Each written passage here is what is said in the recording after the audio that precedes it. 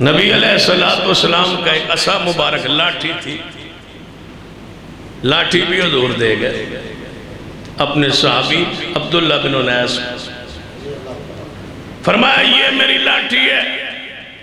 اس نے بڑے کافر کو مارا سی، اس نے حضور کی توہین کی تھی، رسول اللہ اس کو قتل کا حکم دیا تھا، لاٹھی دی نبی علیہ السلام اس شخص کو جس نے حضور کے گستاخ کو قتل کیا،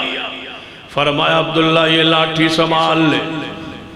صحابہ کہنے لگے یار تو ایڈے وڈے کافر نو مارے آئی تھی، نبی علیہ السلام نے تن لاٹھی دیتی ہے، تن کوئی اور شے نام اس کو نہیں لبی، کہنے لگے یار دیتی ہے حضور نے لاٹھی ہے، فرمایا تو لاٹھی نو کی کرنا ہے، کہنے حضور کو پوچھ لینا۔ عبداللہ گئے رضی اللہ تعالیٰ، سیدنا عبداللہ بن انیس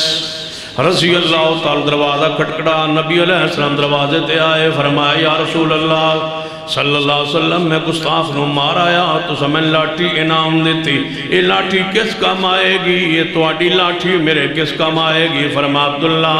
یہ لاٹھی سنبھال کے رکھنا،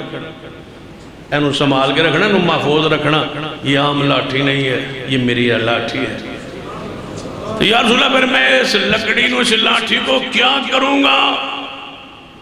چاہتے تھے کوئی آپ اور بھی بیان کر سکتے ہیں، آپ نے فرمایا یہ تیرے اور میرے درمیان نشانی ہو،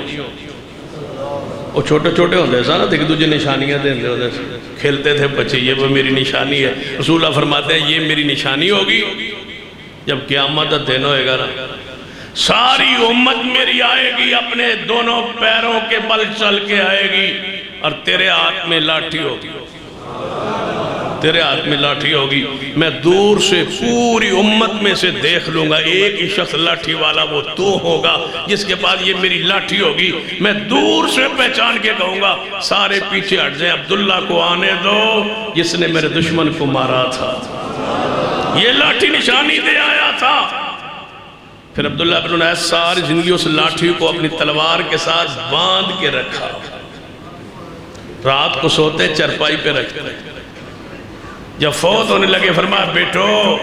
یہ لاٹھی میرے ساتھ دفن کر دینا، جب میں اٹھوں گا تو یہ لاٹھی بھی میرے ساتھ ہوگی۔